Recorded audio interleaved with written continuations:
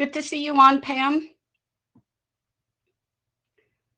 You are our official note taker, but we need a second one.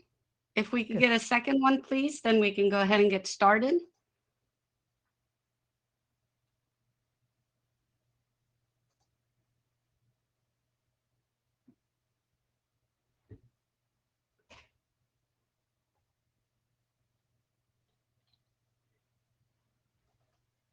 Describe just who says what, right? So conversation style, does that work for you?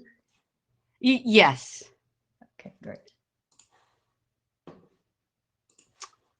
So can I get a second one? I just posted the link to the notes.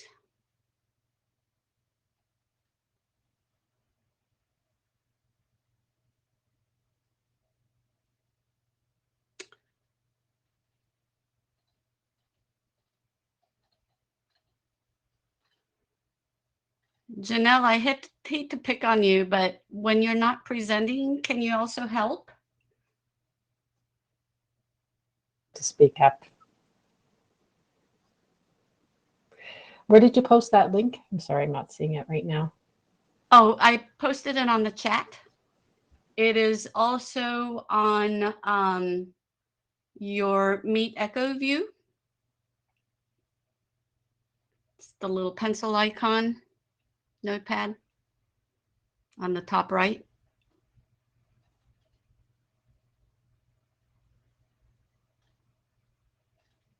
Right here. Thanks. Yes. So I tried to preload the agenda there. Okay, in the interest of time, if I could get a second one, that would be great, please. We've got a full agenda today, so I want to welcome you to our first official continuation of the SCIM working group. The session is being recorded. And why is it not advancing?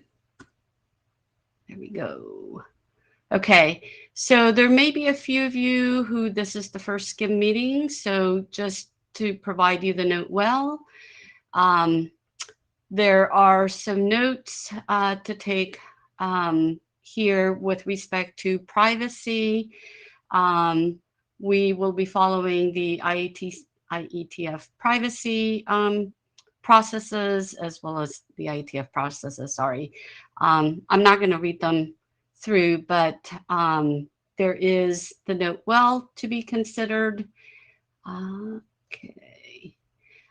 Some meeting tips, please stay muted. It is recommended, although for me the headset doesn't work. We usually track attendance through the blue sheet, but now that we're meeting virtually, it's being tracked automatically. There are chat rooms in the Meet Echo. Some of you are already on there. And if you need further assistance, there are a couple of links there to help you. The other thing that was noted that we should highlight is the code of conduct. So a reminder of some of those points here is that as we participate, we should extend respect and courtesy. We all bring in different perspectives. We are a diverse group, so just be respectful of that. Keep our discussions professional and to stay on point. All right, so with that in mind, thank you, Pam, again for being our jabber. We definitely could use a second or third one. It is a live set of notes, so I encourage everyone to help, especially as Pam will be presenting on the third slot. So with that, I want to get to the first order of business, which is to bash the agenda. And I forgot to introduce my co-chair, Barry, who is also with me and will be helping me run the session. Okay, so we have a full agenda. There we go. Hey, Barry. So I'm just going to spend a few minutes to remind everyone of what we said we would do in the charter. The milestones are there to be as markers, and we can update as we go along.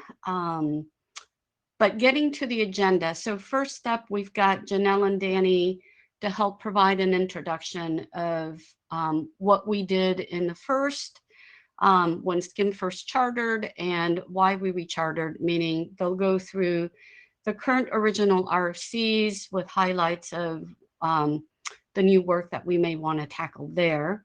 That will then be followed by Pam, who will cover the use cases and concepts that we want to focus on now, based on the rechartering. I am hoping Phil will join. I don't see him here, but he is on the dock here to present his current draft on multi-value filtering. And then Danny will be talking about a couple of proposals that he put together in IETF drafts that go to the SCIM extensions. And then at the end, I just wanted to cover our next steps and the types of tools that we may want to use. I've got a proposal that I'll put up a couple of polls for how we want to proceed. And that kind of brings us to the end of the session. So with that in mind, any comments or feedback? Going once, going twice? If not, okay, I'm already 1 minute behind. So I know this is an eye chart, but I did put in the link to our actual charter. But again, just to recap, what we agreed to do was to revisit and review and augment to the use cases that will help drive the work that we need to do vis-a-vis updating both the schema and the protocol RFCs, followed by some of the other extensions. So again, I'm not going to read through the charter. This is just to provide you that high level overview. I saw somebody come up on video. So if you want to get on the queue, then I suspect I would like for you to come in and, sorry, I'm not awake yet, to put yourself on the queue through the participants. You don't need to turn your video on. Okay, so with that being said, what we also provided was just a stake in the ground for the kinds of documents that we may want to do besides the revisions to the base schema and protocol. And we just laid out some, what I'm calling markers or milestones of rough targets of where we want to be. That doesn't mean that this is the final thing. It is up to the working group for us to decide how we want to break the work and move forward on things. So, okay, that being said, I left myself with a minute for questions or comments. If not, I know we have a full agenda. So if not, what we can do is move forward to the intro. And we can have Janelle. So Janelle, I figured, and Danny, I could run the slides for you unless you want to, but I just shared them for you.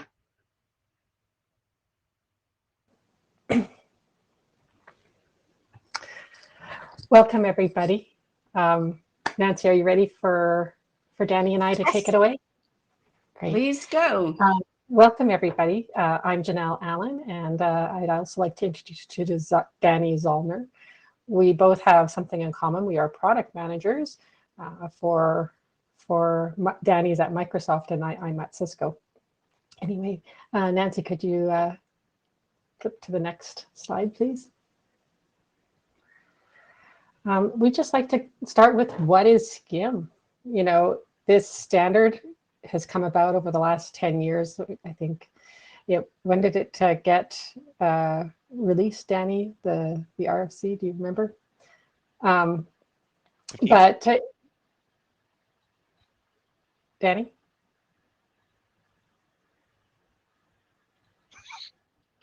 Bueller? Okay, about 2015, I believe.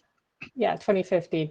And so it's been around for a while. And really, what was it designed to do? It was designed for sharing identity data across contexts, and it really was normalizing this data. Normalizing maybe is a tricky word to use, but it was abstracting away this data from its existing, where it was residing in its data stores, to be shared between different organizations, identity context domains is what we call it in the standard. It consists of a communication protocol and the core schema, and this, it allows for extensibility. It wasn't, a net new standard. It was building upon a lot of work that had come before us in previous ways of deploying and handling identity data. And it was designed to be fast and cheap and easy to use. Nancy, next slide, please. So again, why SCIM? It abstracts away this underlying data structure. If the data is stored in a database, such as SQL, or in a directory, such as a LDAP directory or AD or elsewhere, it takes away the notion of that specific data storage mechanism, and it abstracts that away. And it treats every site the same, and that enables scale, and it's very helpful in that way. Nancy, next slide, please. To show you an example, just at a very, very conceptual level, we have an example of an identity here. Her name is Jane Smith, and her data is stored in a database. We don't go into great details of the database. This is a suggestion. The format of that data might be stored with the last underscore name, Jane Smith. But this example is showing that there's a service, a SCIM service, that's sharing that data, to an app that's running in the cloud, somewhere.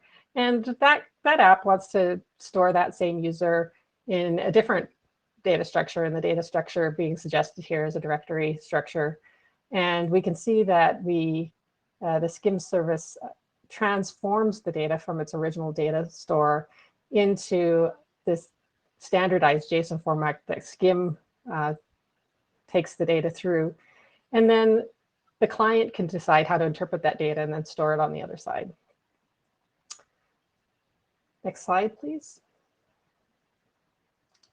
The SCIM protocol is defined in RFC 7644, and it had a RESTful approach and design. And it's a set of APIs. They follow, they use the HTTP methods, the verbs for get, post, push, patch, and delete, which is very convenient for identity data, which follows, the create, read, update, and delete methods. So we can map those quite easily to these HTTP methods. And, we can send the standard SCIM JSON payloads to the resource endpoints, which can be users, groups as defined in the standard, and other resources which are definable by the standard. It standardizes these methods for communication with the servers. In SCIM, these servers are called service providers. And what is a service provider in essentiality? It's an HTTP server which exposes standard SCIM APIs for the traditional create, read, update, and delete operations for a SCIM client. All of the endpoints provide, there are 3 endpoints, I should say, that provide discoverability for understanding how to interact with the server or the SCIM providers. And Danny will take over the next slides. Hi. So Yeah, we wanted to go over just what are the standard endpoints included in the original Skim 2.0 spec. So up at the top of the list, we've got /users and /groups. Those represent, shockingly, users and groups, which are mainstays of identity, really, regardless of how you're where the identity data is stored. Those endpoints allow for sort of the full gamut of the REST verbs: get, post, put, patch, and delete. And both, I guess, users and groups, they come with a core set of attributes, and then the users also have in their schema, there is an enterprise schema that is an extension of a couple extra attributes that is included in the Skim 2.0 standard. Groups has a simpler schema compared to users. The only group-specific attributes that aren't part of a common pool would be display name and members. But part of our charter is to look into that and make it expanded. There's next down the list, we have /me.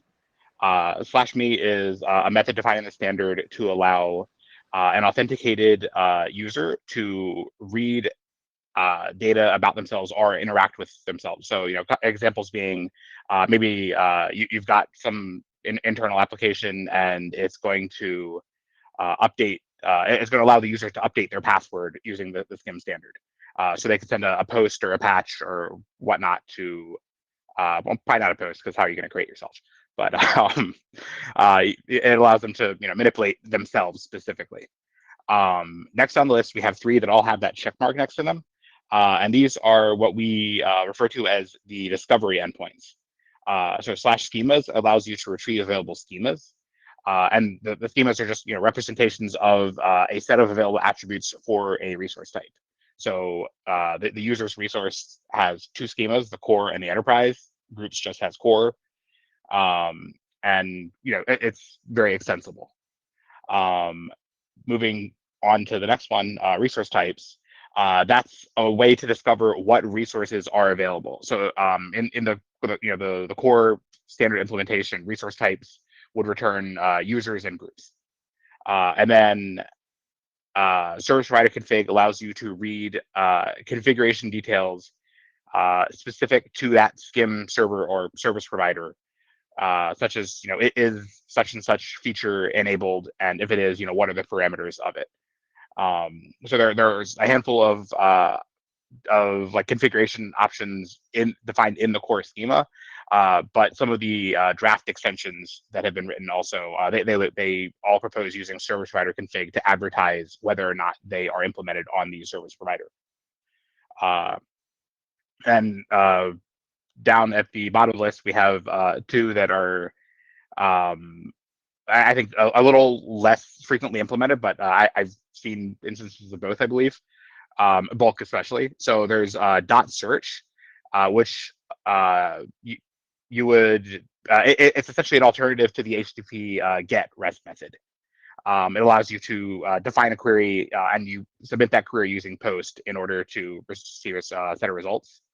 And then the bulk endpoint, you'll submit your request using a post, and inside of the body of that request will be 1 or more separated sets of actions. So you'll include not only the resource that you're hitting, but also the REST method and the body of that request. So it allows you to sort of scale and hit efficiency more easily, because you can submit 20 or 100 or higher amounts of a combination of get, post, patch, put, delete.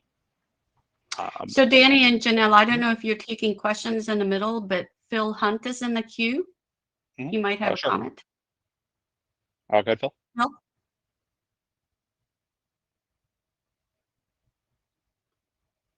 Phil, you're in the queue. Did you have a comment or question? I saw his microphone thing light up.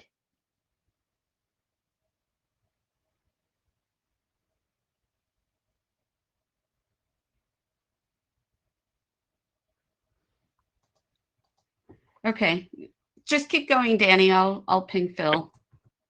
Okay. Yeah, he's having mic problems. Next slide, please.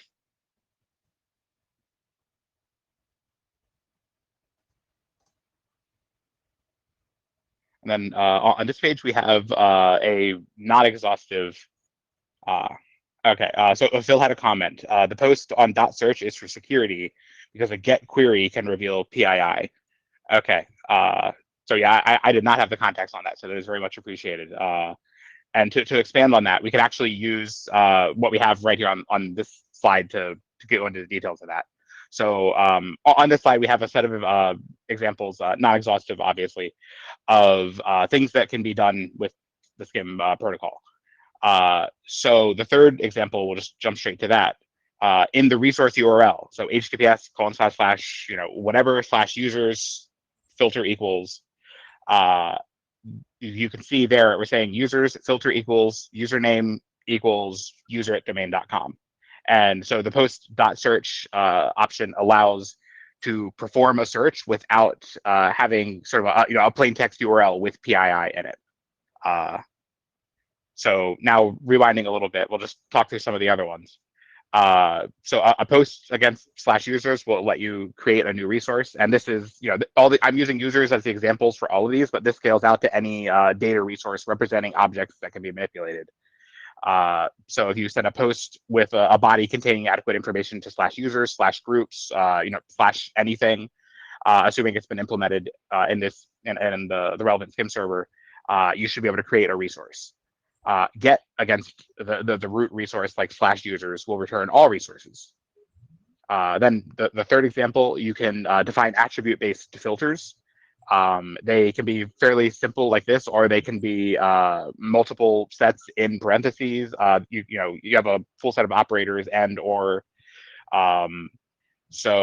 you can only return users where department equals fails, or they match a specific username.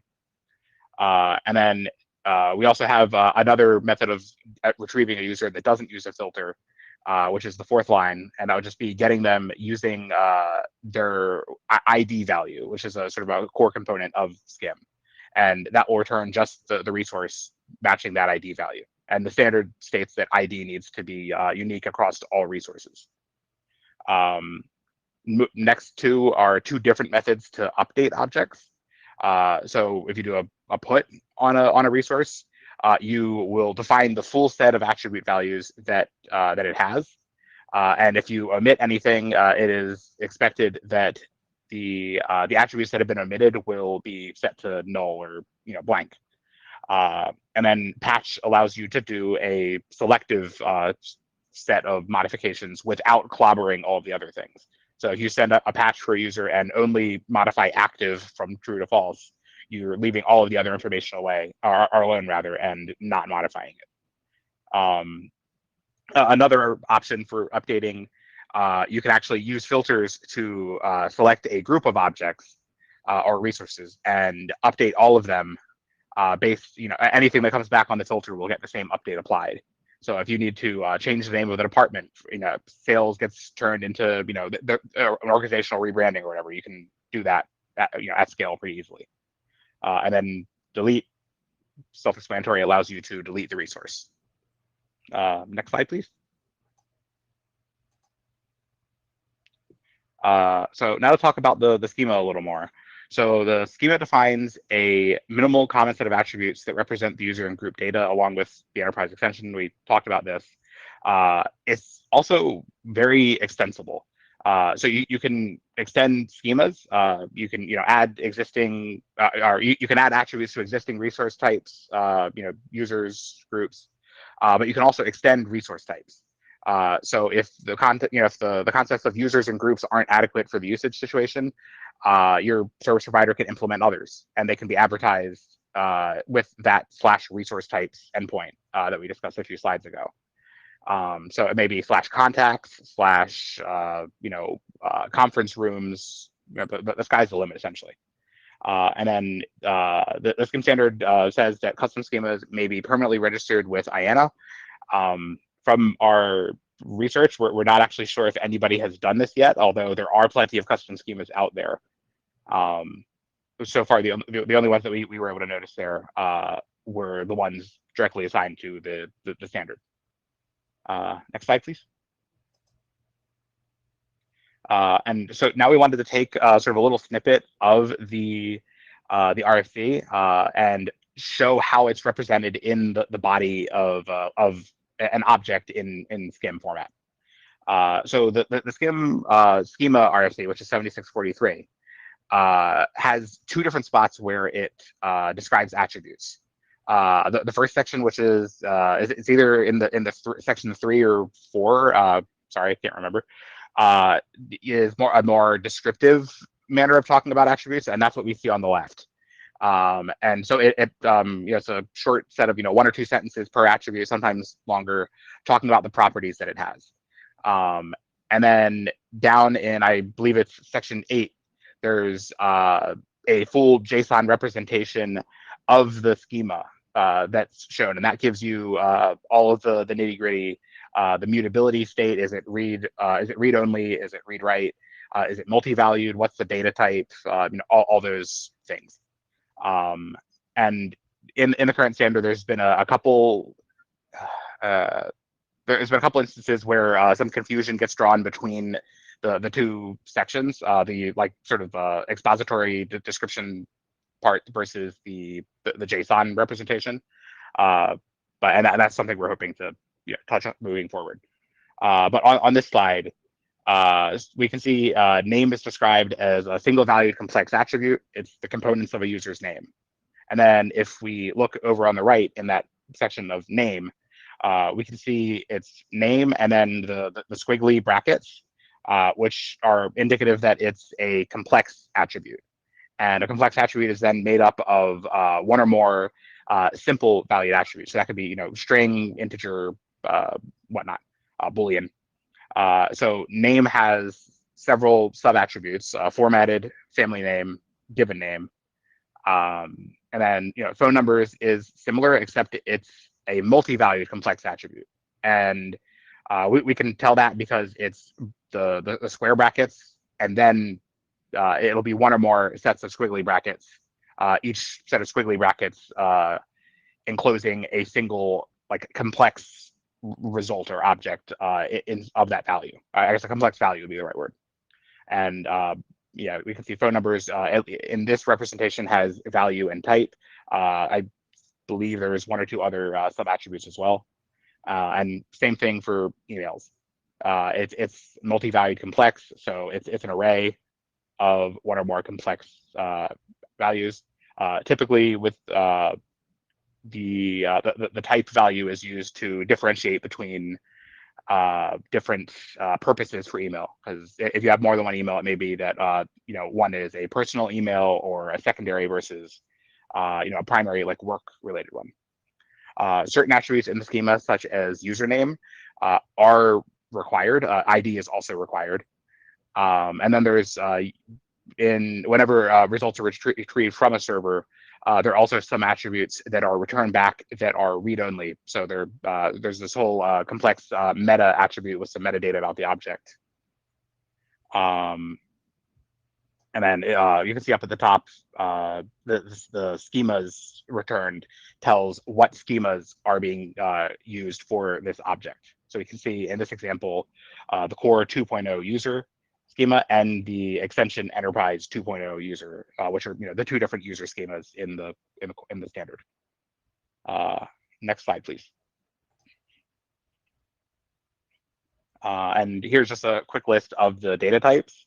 You got sort of your old favorites: strings, booleans, decimal, integer, date, time, binary, and then the 2 that are worth talking about a little bit here are reference and complex. Complex, we just saw a couple examples of. Again, it's just a collection of 1 or more simple valued attributes grouped together. And then reference is a pointer to a resource somewhere. So for example, the standard defines an attribute for photos for a profile picture type concept. And a URL will be included, HTTPS, // whatever .jpg. And so the reference attribute is a reference to a URI pointing to a resource. And with that, next slide, please, and back to Janelle.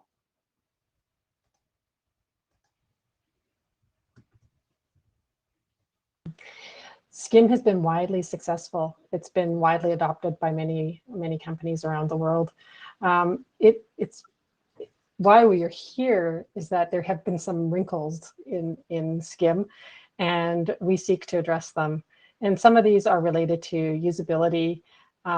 Sometimes the spec isn't 100% clear in certain areas, and this leads to some interoperability challenges. And then you may have a client side SCIM client, that customer that's interacting with the server, and they come into, well, having arguments over how they're implementing the spec, and then they realize that actually it's not clear sometimes in the spec. There is limited guidance on certain aspects, such as groups and roles, how you handle entitlements. And some of the attributes are not clearly defined in 7643.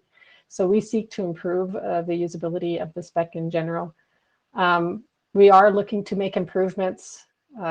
Some companies have noticed some problems with the bulk operations and how they operate. Pagination has some limitations. Some people would like to extend the core schema. And then, you know, there are some new and emerging concepts that have been in draft that are actually in use in draft, such as limited privileged access management. We seek to move that from draft to standardize and address whatever issues it has.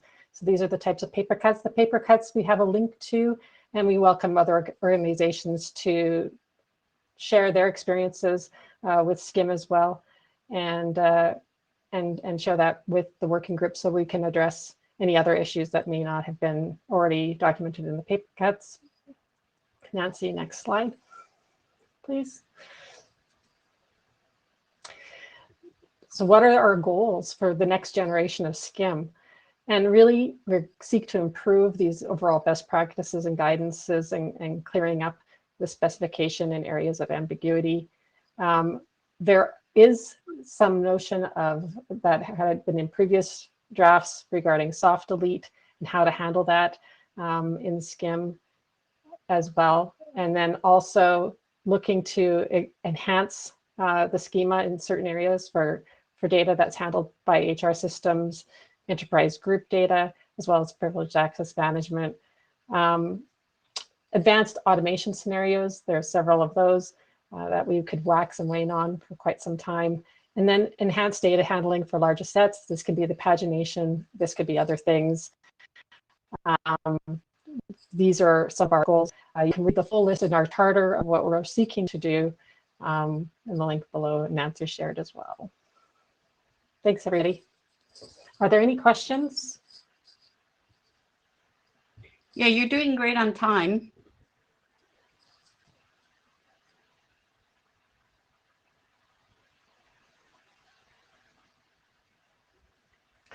Well, Nancy, it seems that we can move on to the next agenda person, and then there'll be more time and questions on something meatier than the intro. How we can proceed. Well, I mean, at some point, the group will need to decide on the content of how we want to go about updating both the schema and the protocol specs, right? But in the meantime, yes, we can move on to Pam. All right.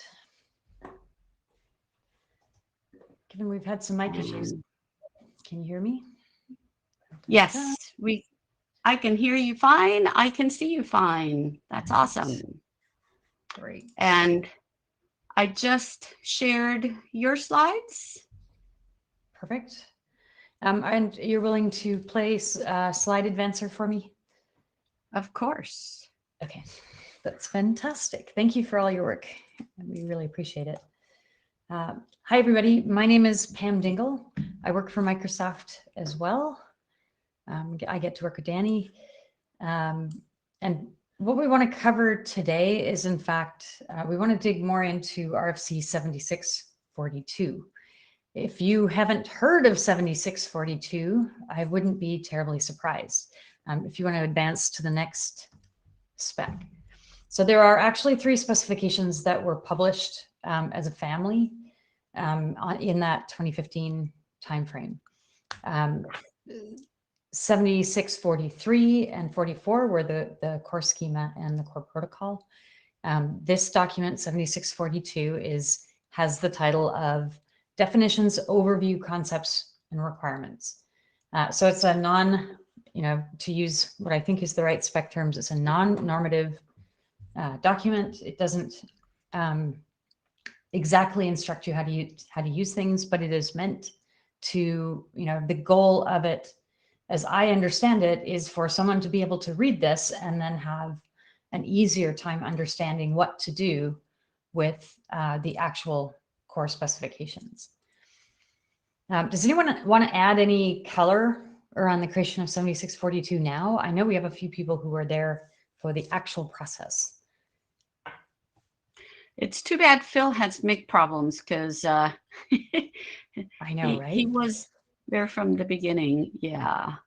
Yeah. So I guess that means that I can, take his name in vain for the next 30 minutes, and there's really nothing to do. Okay, don't put that in the scribing. All right. So what we want to do today is just look at what the fit for purpose has been for 7642, and at the end of it, my goal here is to ask whether people have interest in participating in an effort to revise this document. So just keep that in mind as we speak. Informational status, sorry, Roman in the chat added the official correct terms. So it is an informational status versus a proposed standard, which is what 7643 and 44 are. Okay, great. So let's dig then into what does 7642 talk about. So one of the major things that 7642 talks about is it tries to create the names of actors that have relationships to each other in the SCIM specification, or that could comprise use cases that use the SCIM specification. And so they describe 3 different actors: a cloud service provider, an enterprise cloud subscriber, and a cloud service user. Now, this, of course, is now slightly dated terminology in that, a lot of the implications in the document are that enterprise cloud subscribers always have certain patterns of usage. And I think those patterns of usage are slightly, have proven to not pass the test of time. But essentially what you're seeing here, this sort of the diagram that's been provided is this idea of a cloud service provider as essentially a multi-tenant platform with many ECSs or enterprise cloud subscribers subscribing. And then in turn, those enterprise cloud subscribers have users attached. Now, the interesting thing about this is that there is no exact correlation here to a subscriber versus a provider in the actual 7643 and 44 language. So the word subscriber is not a term in the protocol at all, as far as I know. It's certainly not in the definitions in RFC 7643. And so there's some confusion and ambiguity here. Now, the other thing is that the cloud service provider, the term service provider is in fact an important term in 7643. But as you'll see as we go on, there are times when cloud service providers talk to cloud service providers. And in that case, the term service provider has 0 protocol specific meaning. And so we have a collision in terms, just in the basic terminology that's used in 7642. Let's keep going if you want to advance this. So here's where the real confusion comes in. So we define in 7642 triggers, modes, and use cases. So the triggers are sort of the major obvious triggers that would happen in a RESTful a RESTful service endpoint, right? Creation, update, deletion. And then there's a trigger called single sign-on, which is an interesting one. So it's really meant, I think, to talk about just-in-time use cases. But the interesting thing nowadays is that just-in-time use cases occur for reasons other than just SSO. They occur for things like privilege elevation, for example. And so that term is slightly outdated now as well. It was perfectly fine in the day, at least in my opinion. And by the way, I'm making what might be provocative statements in the hopes that you care to correct me. So, if you feel like I'm being overblown here, I would love to hear it. And I'm doing so kind of on purpose to see if I can enrage you all enough to come join me in making this work. So you can see the use cases in the document. For example, we have a ton of these cloud service provider to cloud service provider interactions. That's perfectly fine. We certainly have cloud service provider interactions today in 2021.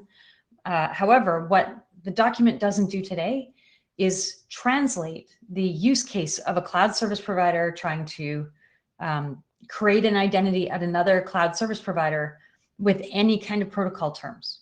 So, all we really get is this very coarse understanding that data is being pushed from one cloud service provider to another.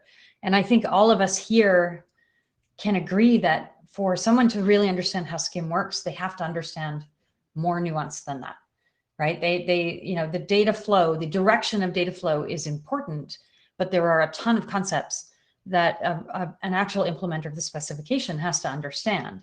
And we'll go through some of those concepts a little bit farther along. But the big one here is the confusion over service provider, because in 7643, service provider is generally defined as being an entity that runs a service endpoint, the RESTful endpoint, right? And a client is defined as the entity that is accessing that endpoint. And so, when you talk about pushes and pulls, there's an implication here that is the client pushing to the service provider or the client pulling from the service provider, but none of that is explicitly defined. It's left sort of for the reader to peruse both. You really have to read all three documents before you can come to any conclusions, which I believe makes this document slightly less useful. The next question is, again, with subscriber, is a subscriber a client? We don't know. We don't think so. Just based on this list, if you look at it, if an ECS is pushing to a CSP, then great. The ECS would likely be the client, and the CSP would likely be the service provider. But what about the other options? What if we want the opposite to happen, right? What if we want the ECS to be the service provider and the CSP to be the client? Those things are also possible, and they're not described here. Just stopping. Anyone want to comment on these use cases? Has anyone had experience in reading this doc? I'm guessing people don't, because I don't think it's a useful aid at this time. And so we're sort of in this situation where no one's read it. No one knows it exists, and hopefully people will feel the need to be able to come help me improve it. If you want to go ahead, Nancy. So here's the other question to contemplate, right? How has identity management changed in the 10 years since 7642 was started, and where we are now? And how many of those concepts are actually important for implementers as they look at the SCIM specification? So, you look at the SSO trigger as an example of how the world has changed, right? Privileged access management is now in 2021 an absolutely critical part of most enterprise security regimes, governance regimes, and that idea of a real-time ability to quickly create an account. It existed in 2011, but it existed primarily as a federation concept where, when you arrive at a relying party, the relying party would take the data from us from an SSO assertion and push it into a database, right? Create the user on demand at that time. There's a whole bunch of on-demand capabilities and use cases that exist now. We have a ton of workflow around privilege elevation that's super important as well. So, cross-domain, not just access, but elevation. Those two concepts are one example of this. Another interesting thing to note, and this is more to 76, 43, and 44, is that webhooks didn't exist, as I understand it. They did not exist before SCIM was created. So, do we have to think about those kinds of, industry changes that have occurred around us? Proof of possession is another example. We have some basic requirements right now in 76, 43, and 44 around OAuth, but we don't have like strong security recommendations for SCIM because those didn't exist. We didn't have things like Depop at the time that this document was being created. And so the question then becomes, are these kinds of concepts and use cases things that we do want a SCIM implementer to be aware of? We have a lot of issues right now with folks taking what I would call the hello world path to implementing specifications, where they implement it until it succeeds, right? They implement it until the user gains access. But what they don't do is check whether users that shouldn't have access don't. And this is a big problem industry-wide, in my opinion. And it's something that we should be more, we should be better able to advise now, especially as folks who are writing clients are trying to understand the bounds of what they should implement. Does anyone else have a list, or is there anything others would want to bring up around, changes in the way identity management has changed? The other one that I want to bring up here is maybe the simplest one, which is in 2011, it was almost a given that enterprises on premises would be the heart of any kind of provisioning regime. I don't know if anyone wants to challenge me on that, but having been there myself, that's my memory, right? Was that people loved the cloud in limited doses, and really never thought that an entire cloud native regime was anywhere near coming true. But here we are 10 years down the line. And so the idea of a pure cloud native enterprise is starting to be true. There are cloud native enterprises today. And so that idea of, every cloud element is trying to now negotiate their service providerness versus their clientness. That stuff is all just changing, So Pam, right? Changing.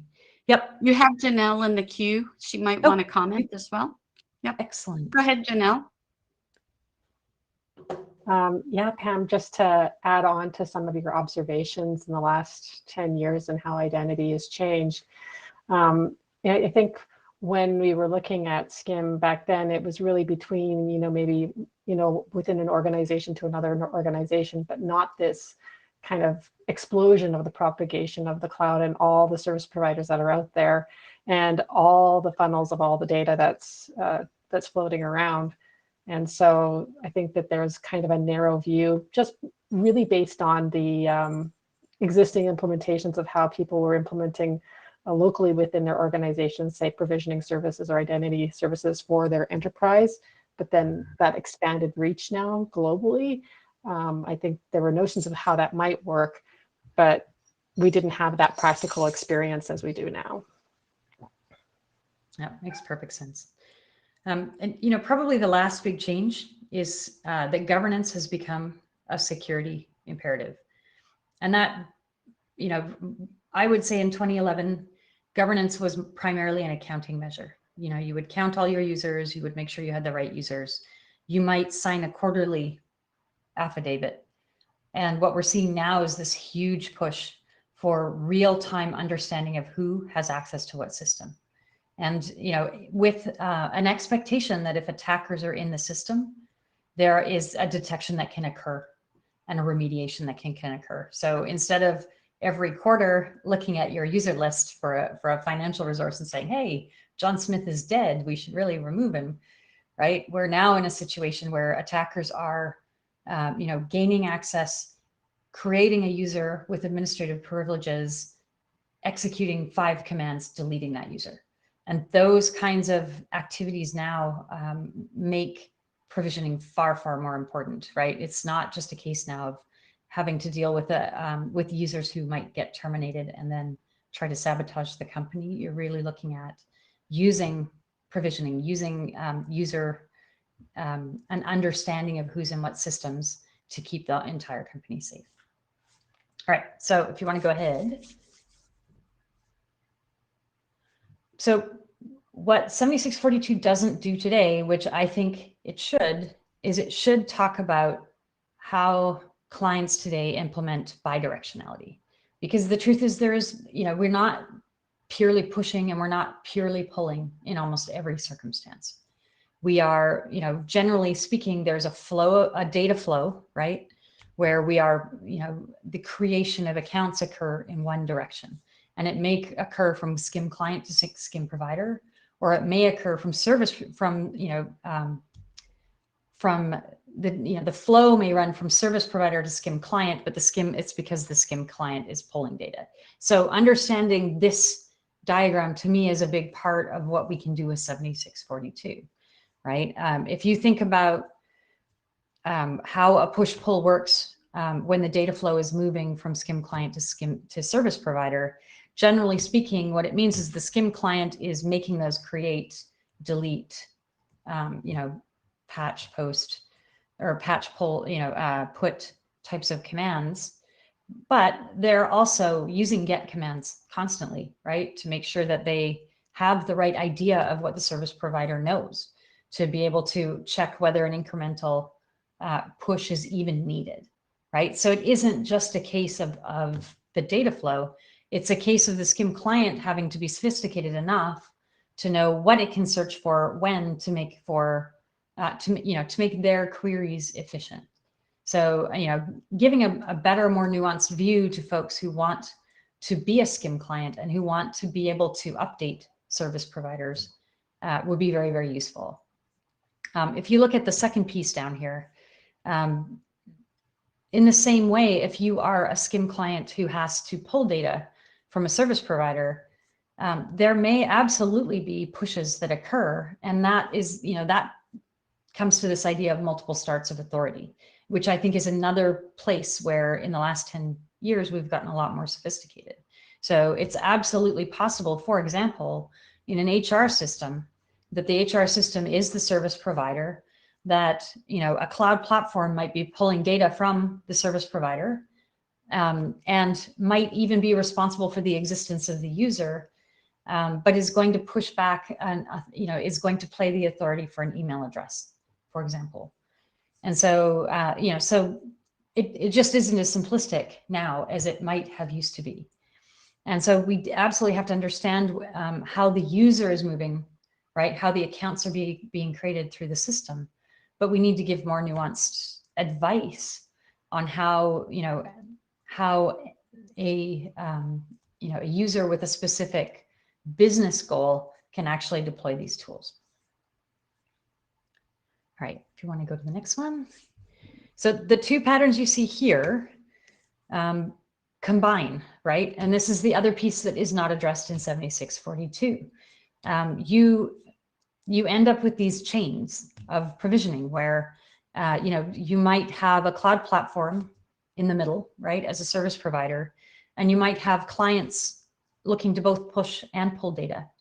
So, you know, in this case, another, you know, this could be Workday on the left-hand side, and it could be Salesforce on the right-hand side, and it could be Google in the middle, as an example. So understanding where you are in this hierarchy and, you know, related to your start of authority becomes important, because it changes, you know, just because you're a client attaching to a service provider does not mean that's enough data. for you to understand what you should do next. And, you know, this is also where the pagination and synchronization discussions come in.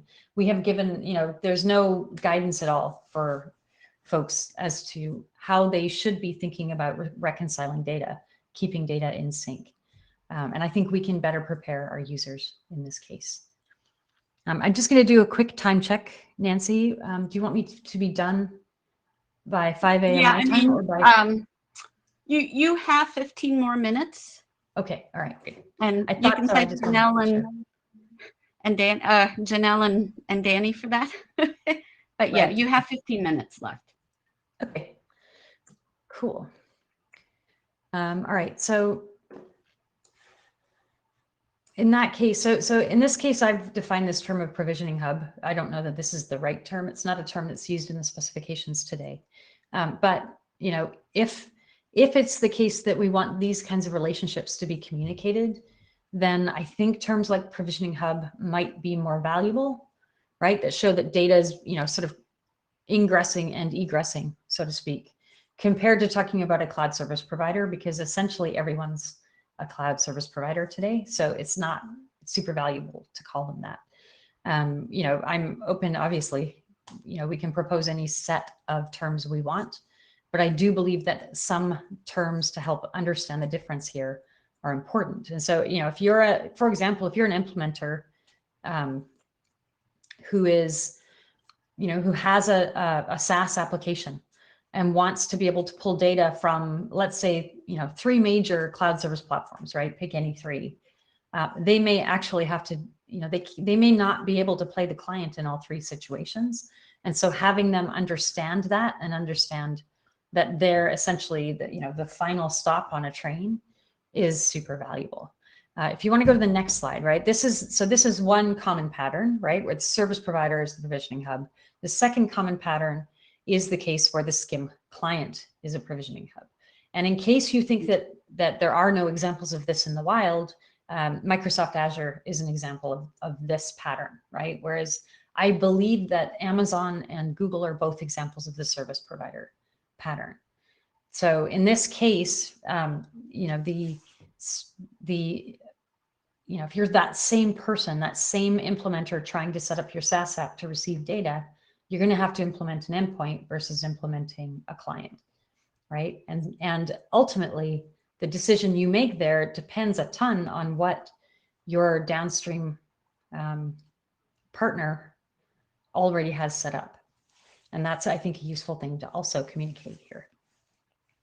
And again, it has to be bidirectional, right? The pattern that was brought up in this case of, you know, if you're on the right-hand side here as the service provider on the right, is that you may be absolutely, oh, I just realized my arrows are backwards. But anyways, you may be pulling data from that, or the SCIM data, you know, the SCIM client is going to be looking at you all the time, right? In order to push data to you, because they're going to be looking at whether they need to push in the first place, right? So those patterns of push-pull become more and more important for implementers to understand. Oh, I got a comment in the chat. Since SCIM is an HTTP protocol, the terms all originate from HTTP. Yes, that's fair enough. But I do think that an overlay in this case is useful. I don't know if there isn't really a concept of chaining. I don't think, right, on the HTTP front. If there is, let me know. We can always adopt it. All right. And so let's look at, yes, perfect. Thanks, Nancy. So again, these things compose, right? So the chains start to compose as well. And we start to get maps of how account creations, right, and account updates ripple through a company, right, or through a system, or, you know, through a network. And so what you can see here is I've got notation to denote where the start of authority is. So in this case, the top left SCIM client is sort of the origination of the account. And as you know, the SCIM client there pushes to the service provider, what happens is you may have a provisioning hub that in fact can handle both service provider and SCIM client operations, right? So in this case, you've got a full fan out effect. right? So data gets pushed from the original SCIM client into the service provider. And then what's happening is some clients are pulling that data in order for them to be updated. But the cloud platform may also be pushing that data to other service providers, right? So now you've got a full-on ecosystem of pushes and pulls and ripples of data. The one thing to note here is if the service provider on the bottom left, although it's drawn with a data flow that implies that it's a downstream application, it's not, right? If you look at the pattern for that service provider is identical to the pattern for the service provider on the right. So essentially, the patterns start to collapse at some point, right? Depending on the direction, and the directions matter far more about where this big dotted line is than about any kind of overall direction, right? Things start to blend. And if you go to the next one, so that's one case, the case where the SCIM client is kicking off the avalanche. The second use case is where the service provider is kicking off the avalanche, right? So a database gets updated, the data passively sits at the service provider waiting, and the cloud platform as the client then actively goes and pulls that data from the service provider and kicks off the whole ripple effect again, right? Whether there are entities passively fetching or entities that are actively being pushed to. So to me, this is this understanding of how all of it works, right? Is this much more complex set of pulls and pushes are far more important than just understanding there's such a thing as an overall push or an overall pull. All right, you want to hit the next one, and we're getting to the end here. So then the question becomes, what can we do, right? What should we do? We don't have to write an entire opus on how SCIM works, right? So I think what we want is a minimal amount of data that is going to make it easier to read the specification, right? And so for me, there's some basics here. First of all, we have to align the taxonomy. We have to talk about service providers and clients in ways that are helpful to understand how they work in the specification. This, as it exists today, 7642 never talks about service providers or clients, never talks about resources or resource types. It never talks about extensibility. It never uses the term provisioning domain, which is defined in 7643. None of that is even in the document, and I think that's something we can address. And then, from a use case perspective, now we have much more nuanced use cases that we can discuss, right? We can discuss, for example, the 7642 doesn't talk about groups at all. It literally only talks about users, right? So just that, you think of the difficulty that exists in understanding what to do with large groups, right? Million user or million member groups. Talking about those use cases, I think, can be very, very helpful. Have people understand what they need, right? The /me endpoint is never discussed. Search is never discussed. So, some number of things, we don't have to exhaustively drain it, but finding the set of use cases that actually give people the whole picture of the specification is valuable. Setting up custom resources, for example, would be a very good use case in my opinion. And then there are some of these more advanced concepts, which we can decide whether to include or not. The idea of incremental attribute exchange, never discussed, and that's super useful. Like put and post to read the spec and understand the difference between a put and a patch is pretty hard work, but we could very easily make it better with a use case that describes it. And then, of course, synchronization is the other one. That's a heavily discussed part of this new SCIM 3.0 world. So let's see. Oh, Phil, you've got a comment in the chat about looking at things from an information perspective. I would love to know what you're thinking there. If you want to jump on the queue, please do. And then, I think that comment, yeah. Pam, that comment was well before. Oh, was it? Okay. Sorry, I didn't see it soon enough. No, and then, that's fine. Sorry, Phil. If you do want to come on and make a comment, we of course would love it.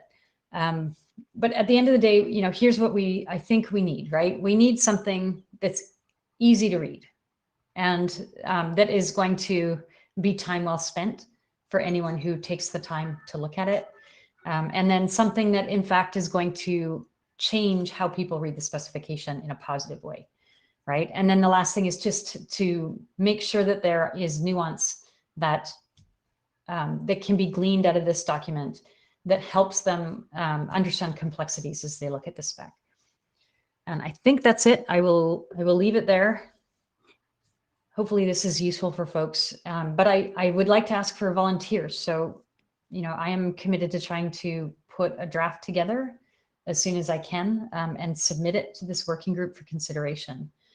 Is, you know, if there's anyone who's interested in being part of this, you can respond on the email list. I'm assuming you could contact Nancy or Barry. You can speak up now. Anything like that would be greatly appreciated. Oh, I think Phil can't that's make great. comments. He still has no audio. Well, so this is a little disconcerting. So Phil, if you have no audio, Pam, you've got 4 minutes left. So if anybody has comments or feedback or additions or a different perspective to what Pam presented, we can discuss it in the next 4 minutes. Pam, you have a volunteer in Janelle. Yes, that's She just put on the fantastic. chat. She's I'm happy to excited. join you. So next on the agenda, Phil, if you have no audio, you had mentioned that there was potentially somebody else who could also present.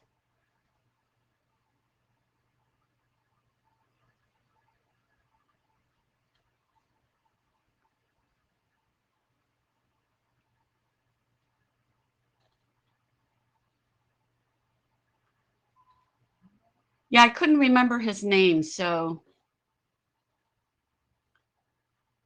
There isn't a way we can call Phil in or anything like that, is there, with Meet Echo? Greg Wilson. Yeah, Alessandra, I don't know if you have any other suggestions to have Phil be able to present, because he's up next. We could try getting me on the phone with Phil and seeing if it will play through my microphone. Let me see if that can work. Okay. Thanks, Barry.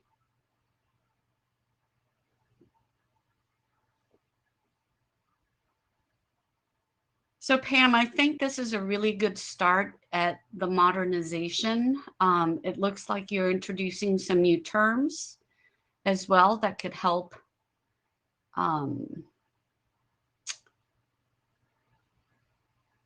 help provide a guide, I guess, as we modernize the protocols as well.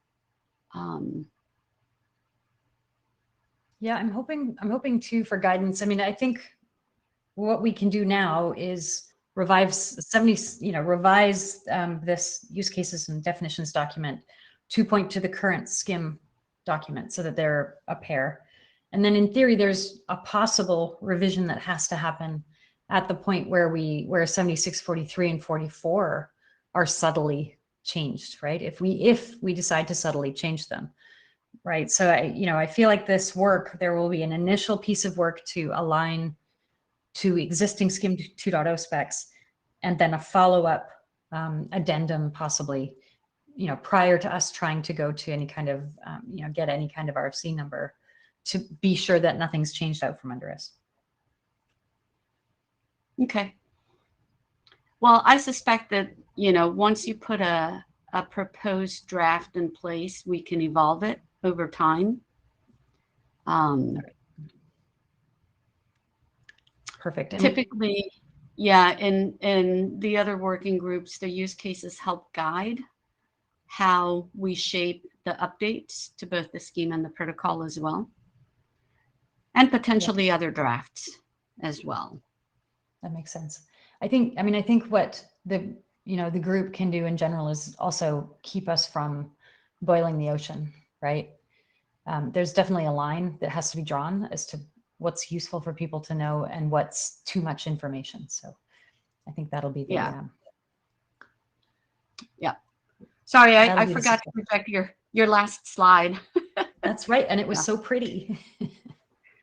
Well, my bad. But literally anyone is free. Hey, I see Phil. Can you hear me now? Yes, awesome. And we are in perfect timing. Browser number 4. Okay, I presume I should go ahead and share your slides now. So thank you, Pam. And so just to close on the use cases, you can also contact Pam directly as she's volunteering to put the proposal for updating the use cases draft. Feel free to contact me as well, but also as she is taking on the pen, feel free to contact her directly to get more involved. Okay, with that, Phil, so happy you are now on. I can't tell you how horrified I was. I'm sorry for all the messing around here. Yeah, Um, Danny was kind of sweating too because he was volunteering, as a last resort. So glad to Yes, have you on. Apparently Safari latest doesn't work, and Firefox isn't even talking with my OS, so Oh, who knows? joy. So Chrome's working. Okay. Yeah, so this draft came out essentially after Skim was published. And the problem that came up was that initially, when you have very large groups, sometimes you just want a sample of the data. And the idea was, hey, Phil, how can we page multi-value attributes? And I was a little confused, and I noticed people on the email list are confused. We want to page the values, or say I want a range of values by index, rather than paging resources, which is the normal what the Skim protocol does. It lets you page through a set of resources that might be returned from a query. In this case, the intent is I want to select a set of rows from a multi-value attribute to return. So this spec provides 2 types of ways to select those values, either by filter or by index, essentially. And to help avoid some confusion, I've changed the name to multi-value filtering because this spec kept getting rolled up into the stateful page discussion, which really is a separate thing. So I think we can go to the next slide. So this draft was submitted after the group finished its charter, and that's why it sat around for a few years. Really hasn't had any discussion. So in Skim, when we have a filter, we have something called a value, I believe it's called a value path. And really what it is normally you might say emails equals phil.hunt@yahoo.com. But really what you're trying to say is if you want a way to say if the emails.type equals work and emails.value ends with yahoo.com, I want to return the value. And we introduced in the Skim protocol spec the value path notation, which is to put square brackets after an attribute so that you could execute the filter within the context of that multi-value, complex multi-valued attribute. So I can say emails square bracket type equals work and value ends with yahoo.com, would select a particular row from that attribute. And the thinking here was, why don't we use that notation on the attributes list so that I can tell Skim that when it returns that attribute, I just want a particular row of data or a particular sub-attribute of data from that table. Table. It's from that JSON object that we have. The We also then thought, as well as doing a value path filter, we want to do ranging, much like we do with paging. So we just use the start index and count parameters to specify if I'm got a group with 1 million members and I just want the first page of data, I can say start index is 1, but I only want 10 rows. And that saves a lot of data being returned unnecessarily.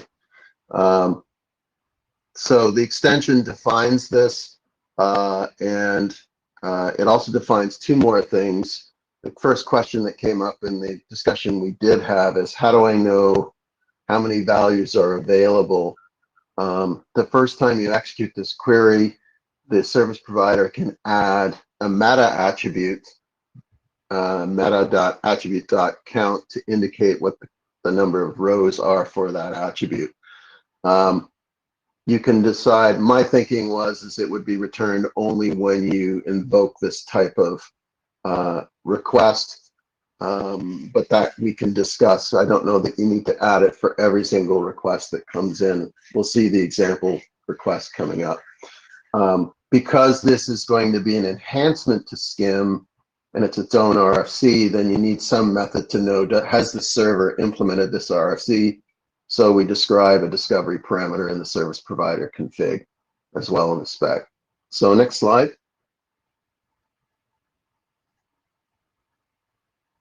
So this would be a GET request.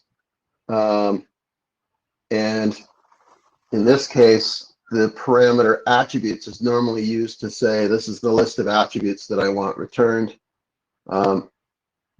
But what we're doing is we're saying I want asterisk, which is I want all the attributes, but for emails, I only want the rows where type equals work. So that would be the GET request. Go to the next slide. And you can see that emails is returned, and there's only one value returned, and it's the one that corresponds to type equals work as requested. And the emails.count, this is probably a bad example. I should have said 2 or more, because the example would be that assumes that there's 2 or 3 email addresses, and the count would reflect the number of actual email addresses available, so that the client knows that there is more. That's not meant to reflect the count of items returned. That wouldn't be that useful. So bad example on my part, but the intent here is that emails.count would indicate the number of values that are actually available. So next slide. So if I wanted to do multi-value paging, and as I mentioned, the term might not be the best because we're confusing it with results paging. In this case, we're doing members type equals group and count equals 5 and start index is 1. So if I had a type of group, in other words, a group within a group, I want to know the first 5 members where the type equals group, and we return that value. So I don't have an example for this, but that would be how you would specify a range in this case. And it just follows the same pattern we've used for resource paging, we can now use in the attributes parameter. Next slide. So the spec is fairly straightforward. Some things to clean up is whether you want to have that count of values that are actually available. I have to update and revise security and privacy considerations because privacy considerations is now a new thing. So of course those have to be added, and so if it became a working group document, I would actually put that in as in the draft as it gets adopted. I do, however, think it's since you're further restricting information within the SCIM protocol spec, you're actually narrowing the exposure information. So I do think that these will be relatively straightforward and they'll follow the same security and privacy considerations that RFC 7644 has. We're not introducing any new exposures here.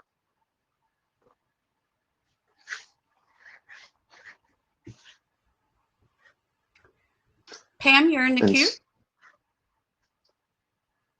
Question, when you say awaiting tentative agreement on extension mechanism, is that agreement from this group or agreement from someone else?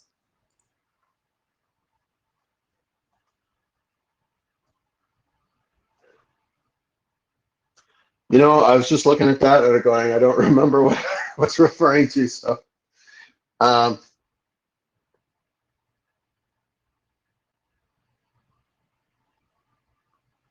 Were you thinking maybe that it would get folded into an extension draft? oh, yes, yes. I think that was, yeah, that's where I was going. Was depending on where the working group's going with, if we're doing a skim v2 bis or something like that, then there's no need for this to be a separate RFC. I would support rolling it in with an enhanced skim draft. If we're just moving skim as it is, 7644, if we're moving 7644 on to its next phase of formalization, then we couldn't really add this new feature in directly. It would have to remain an extension draft. So that's probably the biggest discussion, is what's the process for moving this forward? Do we roll it into the core spec somehow because we're updating the core spec, or do we leave it as a separate enhancement? So I may be hearing you volunteering to be an editor for the course spec as well, Phil. Just putting it out there. I'll contribute this part.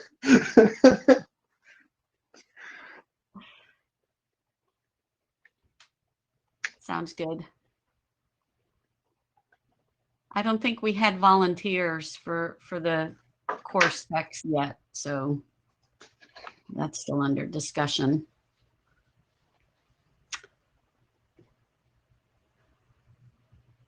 So Danny on the chat says he's interested in this work.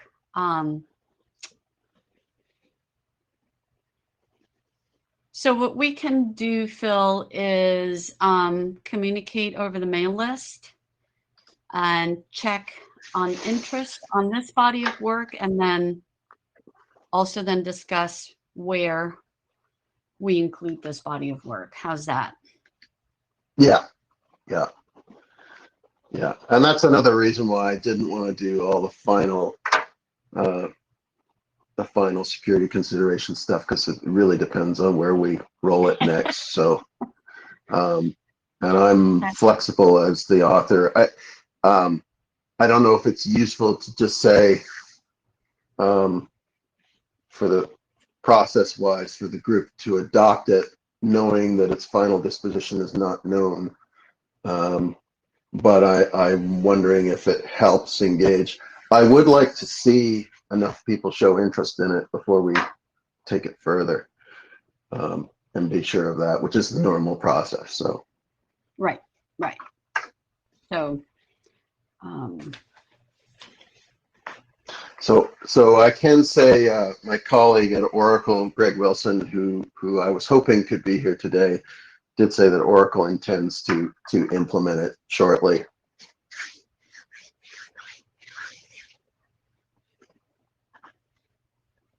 Okay.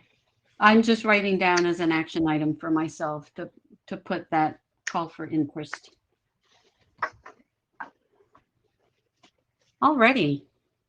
Well, you guys are doing great and sticking to the time allocations. If there's no other comments or feedback, we can switch over to Danny. Thank you, Phil, and I'm glad that you're back with your mic and video. Thanks.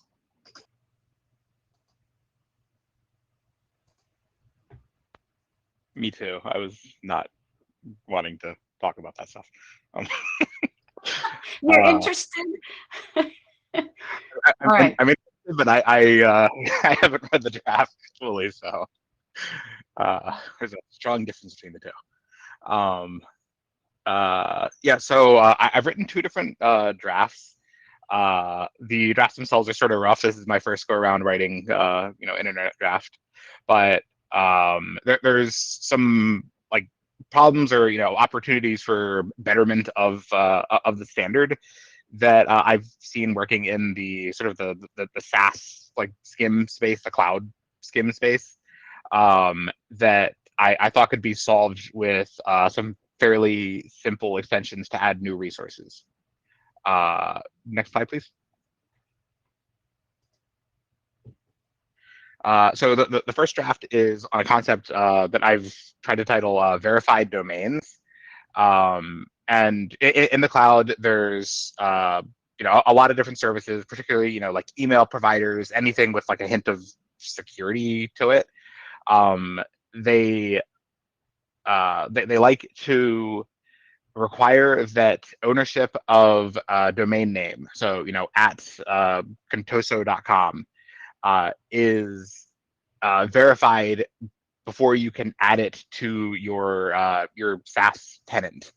And that's to obviously prevent impersonation, that sort of thing. Like me as an individual, without proper proof, I shouldn't be able to go and register IETF.org with Google and set up mail for them.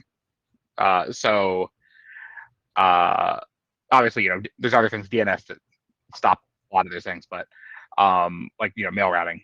But so the problem that comes into play here is when a skim client is in the cloud world is trying to provision a large set of users to into the skim service. So let's say it's an email provider or something of that sort, or any collaboration platform. The username in many cases ends up following that user@domain.com format. And what is currently undetectable based on the skim standard is what format of name does the skim service require? Because some just do a simple, it might be Danny, and some might be, Danny@domain.com. And so being able to determine that is helpful, but then also knowing for any instances where that user@domain.com format is being used, is the right hand side of that, the domain.com part, is there some sort of verification mechanism in place?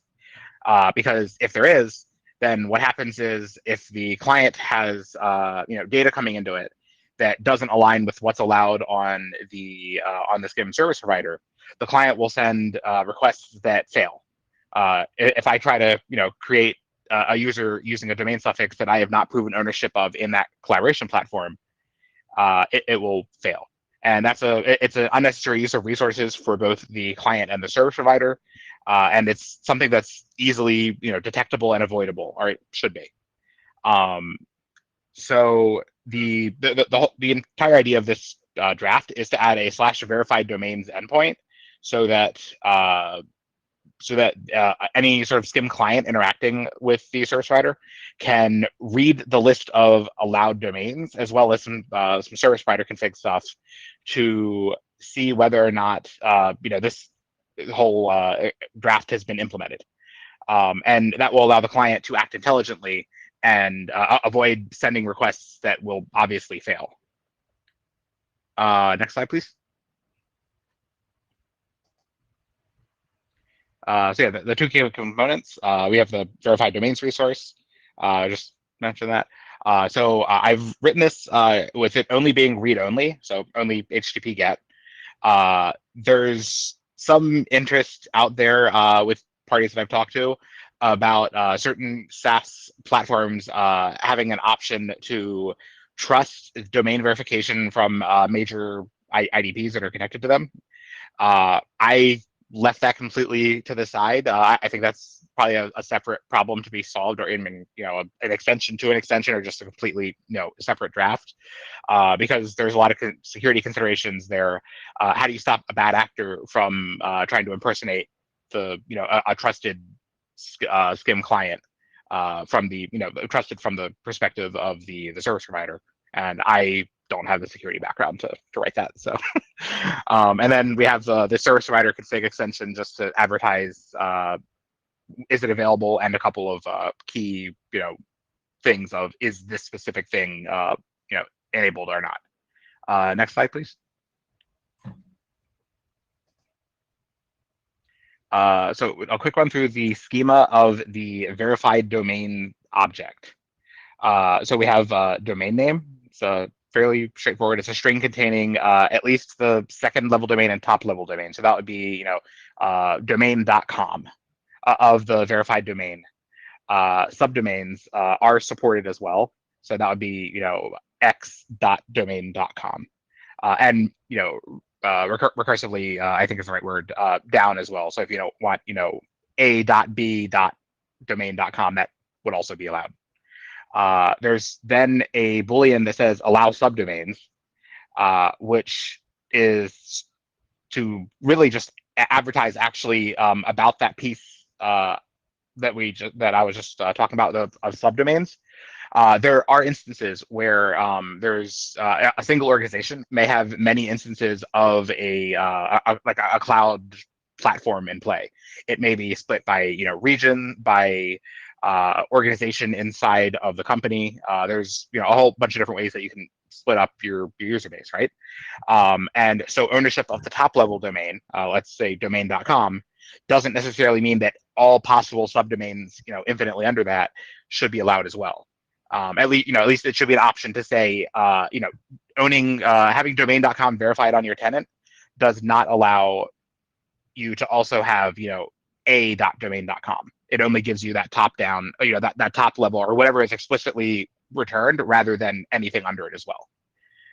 That way, if you have, North America in one SaaS environment, Europe in another, APAC in another, they're all separated, and ownership of the top level domain doesn't, create problems if it doesn't actually grant the full set of subdomains under it. And then the last attribute in the schema, at least outside of some core attributes like ID, would be the verified date. This one's optional. It's an informational piece to know how long or when was the domain verified in this service. So yeah, for use cases where it's valuable. Next slide, please. Here's a quick run through of the service provider config. So there's a top level Boolean of just supported. Is the verified domains extension implemented? There's then a complex attribute of username properties, and it has two sub attributes. And I'm not sure if RFC 5321 is the right one to call. So anybody want to correct me, go for it. But one is to say, does the username follow that user@domain.com format? And then the second one is, if it accepts that domain.com format, or rather if it requires that, is the domain suffix required to be verified? So this is to allow a SCIM client to sort of programmatically or automatically figure out that it needs to act intelligently here, and that any possible value for username isn't acceptable. And then the last attribute in service provider config is emails verified domain required. And that's essentially the same as that second sub bullet point on username properties. The SCIM standard says that, like 76, 43, and 44 already calls out that the emails .value attribute needs to be in that RFC 5321 format. So it didn't make sense to make it complex and have that advertised, because it should always be true. But yeah, those two are essentially to say, both for username and for emails, two separate attributes. Do these require that the domain suffix on the username or email value, do they need to be verified with the service provider? Next slide, please.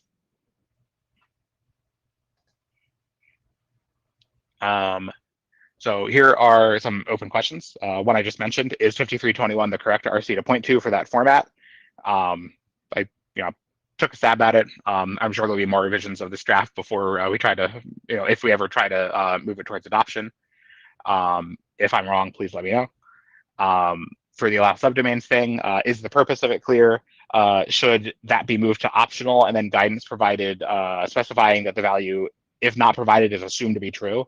So if you don't say that subdomains are not allowed, just it's assumed that they are. I already sort of walked through the use case of that verbally. And then I had a little bit of trouble when I was writing the draft, trying to get like clear, concise language defining things like a domain. I think I used the term like DNS domain, something like that. Anybody who reviews this, if you have feedback on how I can make any of the wording clear, please, I would love to talk with you. Yeah, and that's I think about it for this draft. If you could move to the next slide, please. And if anybody has questions, at any time, just join the queue. Pam? Pam just joined the queue. Go ahead, Pam. Do you see a need for a use case where, in fact, the domain or the owner would want to define, say, 3 allowed subdomains? The Boolean in this case basically says all or none. Do you see a case where you would want to actually specify? Yes, but I think that's achievable with the current draft.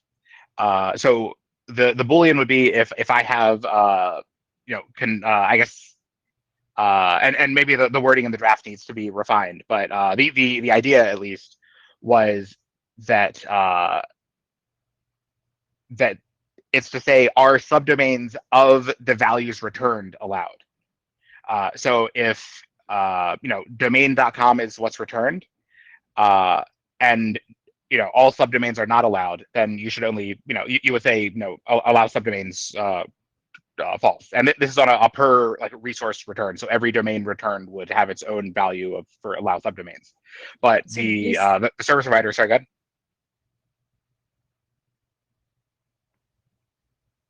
ahead. The service provider could alternatively just return the 3 subdomains. So if it was a.domain.com, b.domain, c.domain, it could return the 3 subdomains and explicitly just state these are the subdomains that are allowed. So essentially what that does is allows or prevents cascading subdomain assumptions, right? Okay, Yes. I get it. Thank you. Yeah, so if it's everything, you can just do like domain.com and say allow subdomains and they get everything underneath. If it's specific subdomains, then rather than listing the top level domain.com, you can just list or return back the subdomain dot top dot whatever.com in a list of whatever the allowed ones are. Okay.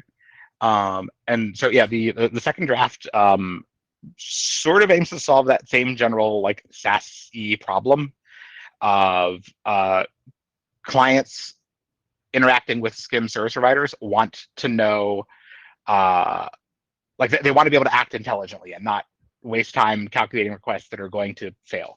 And so the discoverability of information relevant to whether or not a request fails is important in my opinion. And so in this case, I wrote a draft jointly covering adding 2 new resources for roles and entitlements. And these are meant to mirror acceptable values for the user resource object for the roles and entitlements attributes in the core schema. So discovery of the acceptable values allows us to not send, as the client, it allows the client to not send an invalid request. And by pulling that list back, you can know, okay, these are the accepted values, anything else won't work. And then the ability to discover roles and entitlements and what values are allowed. Because this draft is going to go into returning them as complex objects, so both value and display. It also then gives the clients a little more flexibility in helping the like whoever's configuring it to assign the roles or entitlements inside of the client so that they can get the correct values on the correct objects in the service provider. So the end state of that being a client could go and read, they could do a get on just the base of slash roles or slash entitlements, get a full list of the available values back, and then represent them in a UI somewhere and allow them to be assigned to other resources as appropriate. Just so there could be a direct mapping of these objects get this role or whatnot. Next slide, please. So the key components, slash roles, slash entitlements, and a service provider config to announce what is available. Next slide, please. The schema, I designed it to mostly mimic the sub-attributes of the user resources, like roles or entitlements attributes. So for both roles and entitlements, since they share the same complex sub-attributes, the resources proposed here would have value, display, and type, which all originate from the sub-attributes on the user object, as well as one new attribute specific to this draft, which is enabled, which allows the service provider to announce that this role or entitlement exists, but is not currently in a state that can be used. Next slide, please.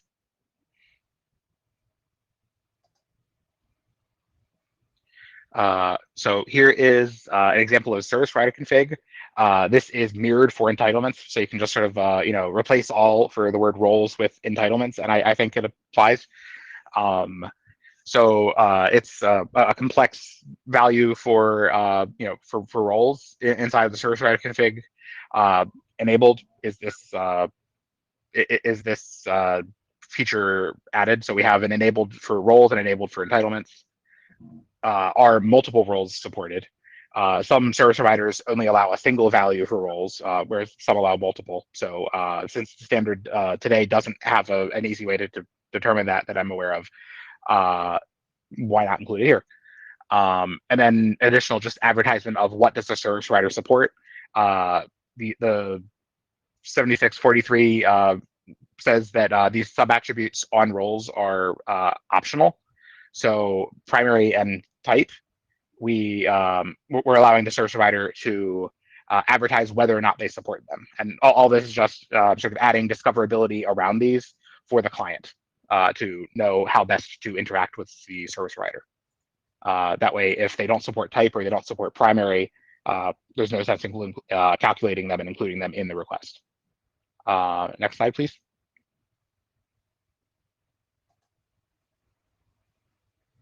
So open questions on these. How widely adopted is the type sub-attribute for roles and entitlements? In my own experience, which is only one person, I've seen implementation of primary, of value, and of display. I'm not sure if I've seen implementation of type used for roles or entitlements. So I'm very curious just on what implementations are out there. And this raises questions. Should type be considered, like if we were to include discoverability of available types, because the 7643 does not list any canonical values for type for roles or entitlements. Should type be advertised, should the values that are allowed for type be advertised at sort of a global level, so perhaps in service provider config, or should the available types be advertised on a per role or entitlement value level? And then adding just sort of extra questions here, even though they're not all relevant to this draft specifically. Has there been any implementation of type for roles or entitlements? Should it remain in the core schema doc if, and this goes back to the question that Phil had raised earlier, if we're just sort of, giving a once over on 76, 42, 43, 44, and sort of trying to push it forward to a real standard versus proposed, then we probably can't make that change. But if we're going towards a new RFC with some major changes, that sort of thing, it I think it's a worthwhile question of, has there been any implementation of this, and like, is there a value in it being there? And then there's a question that I now have floating around based on a previous conversation I had with Phil. Should this be a standalone extension or get merged into the core schema docs? This again falls to, are we just tidying up the existing ones, or going hard on making a new one? I think from sort of an ease of like access thing and the timelines of how soon can we improve this, the standalone draft makes sense in my opinion, and potentially it could always be obsoleted later and moved into if we have a new RFC for Skim 3.0 or whatever, it could be obsoleted and moved into it then.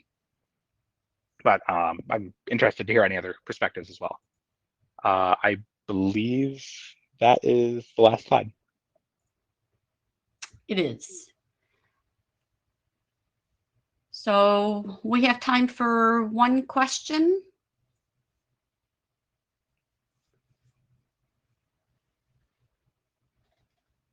No comments or feedback?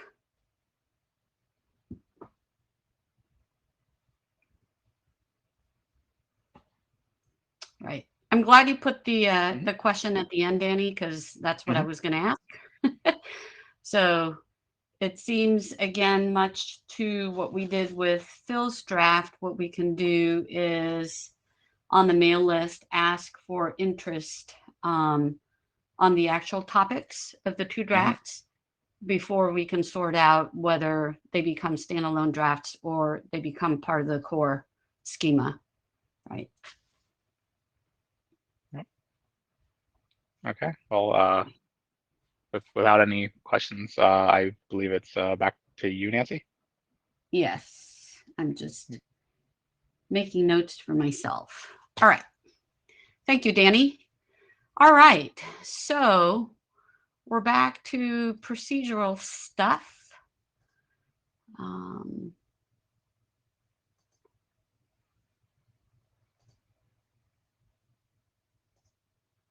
Let me worry there for a moment. All right, so thank you everyone for putting forward draft proposed concepts, I will say. So with that in mind, we talked about putting proposals together that can serve as documents that we can adopt to move forward. So there was a question on the list about how we could move forward with some of the tools. We talked about it at the virtual interim informal session a couple of weeks ago. And I brought up the notion of using GitHub. A lot of the working groups at the IETF use that as a way of openly sharing the work that the working group, the documents that the working group is focused on. It also allows us to have that version control, but more importantly for myself and the authors and editors of the drafts is that we can interactively and at live do the issue tracking suggestions and pull requests, if you will. The IETF has provided guidance. I've put the link in here, RFC 8874. There's a tutorial there as well. And so as chairs, what we can do is provide a Skim working group repository there. Typically what we do there, though, is that we only include the documents that are adopted, not the ones that are proposed. Potentially, I could create a subrepo that are for proposed, but I wanted to bring that up to you guys as we work through consensus. So my proposal is going to be that we use GitHub. The other comment I wanted to make here is for communication channels, and that was the other thing that we discussed. And I was going to note details here in Slack, but as it turns out, the IETF doesn't really have an official account for Slack that we could use, so we'd have to ask the question there. for a more interactive communication style there. So that said, independent of the interactive communication channel, that being Slack, we officially will run, we meaning the chairs, will officially run the consensus calls, if you will, through the SCIM mail list. So I still encourage everyone to use that mail list for any issues, questions, topics that we want to raise, and also pay attention there, as whatever decisions we may make, even in these plenary sessions, they will get confirmed on the mail list. So I will give a minute or two to see if there are any comments or feedback. First on the GitHub.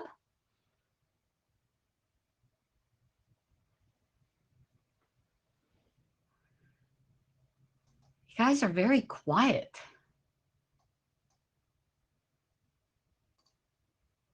Danny. Not GitHub. Would it just be like people submit drafts to the IETF, or is it all just like decentralized?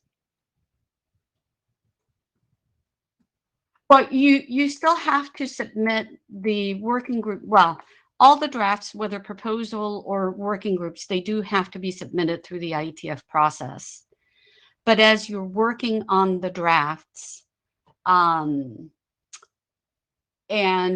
as we provide comments and create issues that we want to address in the drafts, those we can track through GitHub. So the IETF does have an issue tracker, but I think most everyone today uses other mechanisms. In the other working groups that I chair, we use GitHub, and that's where we track the issues, a combination of the GitHub as well as on the mail list. So what I'm doing right now, as I'm seeing people put votes on the chat, I've put, so on the Meet Echo, you'll see I've started a poll to see if we can get consensus on using GitHub as our repo. So there's a raise your hand for yes, don't raise your hand for no. Oh, I have. All right, I think we have unanimous consensus. I'll give it 10 more seconds. So Danny, does that answer your question?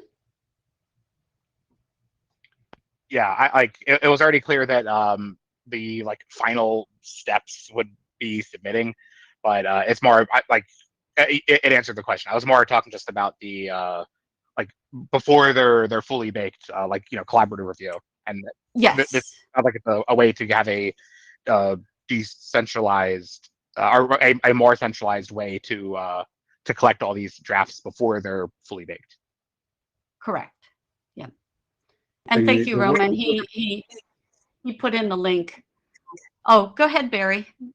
I just said that when you use when a working group uses GitHub, it also has to figure out what the pace for posting internet drafts to the data tracker is.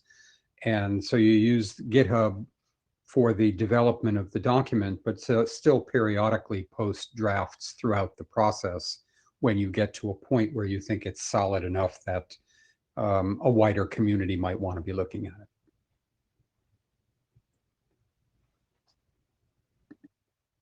Thank you. Yeah. All right, so we seem to have unanimous consensus. Everybody has voted for GitHub. So thank you, everyone, for that. Come back to, no, I didn't want to stop.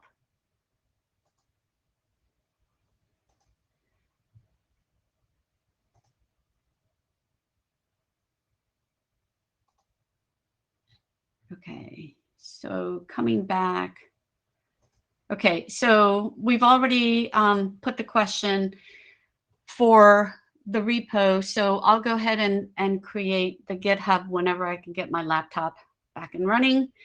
The second question is, prior to us becoming a working group, thank you, Pam, for running the biweekly informal meetings, and I would still encourage that. Now it gets to the question of whether, as a working group, we want to have virtual interims at all. And if we do, whether we want to run them informally, meaning as we need it, or whether we want to run it to a cadence of either every 2 weeks or every 4 weeks. So while I create the poll, if anybody has comments or feedback,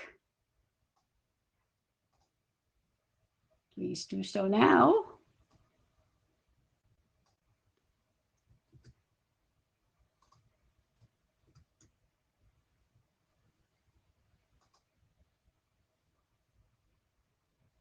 Okay, I've done the poll before, but I thought I could do multiple choice.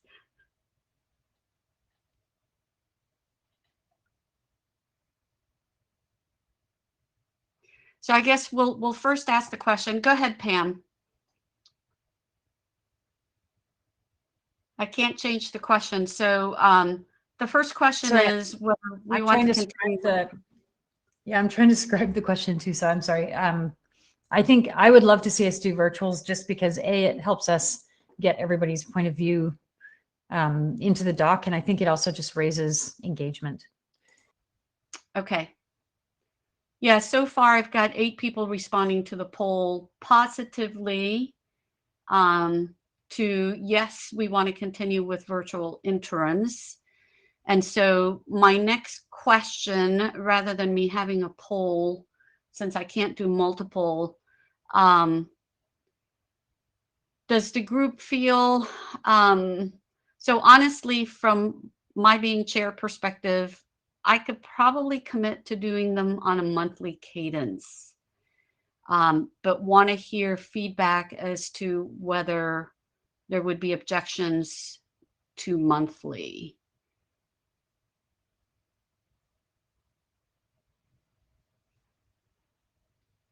Pam, I didn't take you off the queue, so don't know if you have. I think that's fine. +1 for Okay. me. And I'm really glad that you can run them. I think it's better for the official chair to run them for sure. I don't know about that, Pam, but thank you. Also, I'm going to add my vote to the last poll because I had to dismiss it to get on to unmute my mic, so I couldn't respond. Oh, okay. That's all right. I mean, we've got, you know, a good amount of interest there. So rather than me running a poll, I'll just have people speak up if there are any objections for us to start running a monthly cadence. And I can do a doodle poll to see times for those as well. Okay, this actually went faster than I thought it would. Are there any other orders of business that we need to discuss? We actually have 2 minutes left.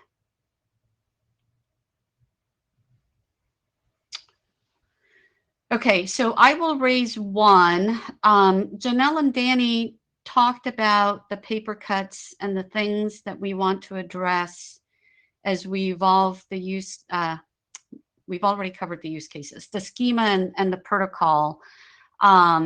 And Danny and Phil, you provided some of the work that you'd like to see get addressed. Can I get someone, I mean, Phil, I was kind of volunteering you to take the pen on a proposal, but perhaps I'll take it up to the working group mail list as well. It would be good if we can start discussing the content, which we have a start of, but also getting volunteers to take the pen, basically to be editors for these drafts.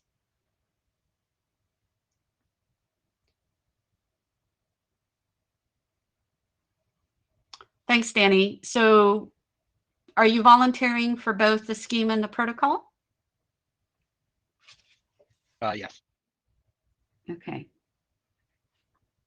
Thanks. All right. All right, Danny and Janelle. Thank you for that. Anything else that we need to cover? Pam, thank you so much for being our note taker. I think we are now out of time. I thank you, everyone. Let's continue the dialogue. Sorry, go ahead. Nope, just was also going to say thanks, everybody. Ah, yes. And I'll probably start a doodle poll to find a day and time, recurring day and time in which we can do the virtual. Oh, and thank you, Paul, as well.